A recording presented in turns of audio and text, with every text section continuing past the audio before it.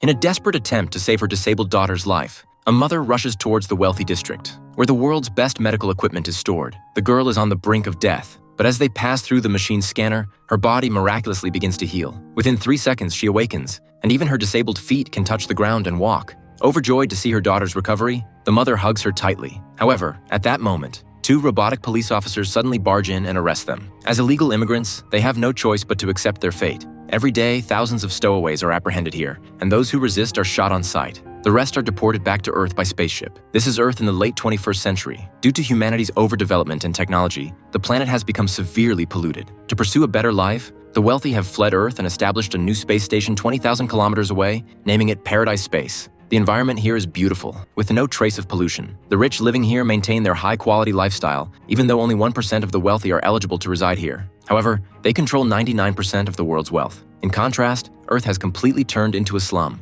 To survive, people have no choice but to work from dawn to dusk, earning a meager living while being forced to endure the constraints and oppression of the laws set by the rich. Jack, the male protagonist, is also a member of Earth's population. He works from 9 a.m. to 9 p.m. every day and is mocked by others when passing through intersections. Like most working-class people, he queues up to squeeze onto public transportation. However, at this moment, 2 robotic patrol officers approach him. Suspecting that Jack is carrying dangerous items in his bag, they immediately snatch it. Jack resists slightly but is beaten by the officers. They indiscriminately break his hand, search the bag, and find no dangerous items. Yet, they still lecture Jack. And despite being beaten and having a fractured hand, he has to thank them. On this dilapidated Earth, the status of ordinary people is so low. At the hospital for treatment, Jack unexpectedly meets his childhood friend, Annie. They hit it off immediately. After Annie quickly bandages Jack's arm, he rushes to the factory. However, his supervisor notices his arm and immediately tells him to go back. Jack feels it's not a problem and insists on working, but the supervisor still deducts half a day's wages for being late. Even so, Jack has no complaints.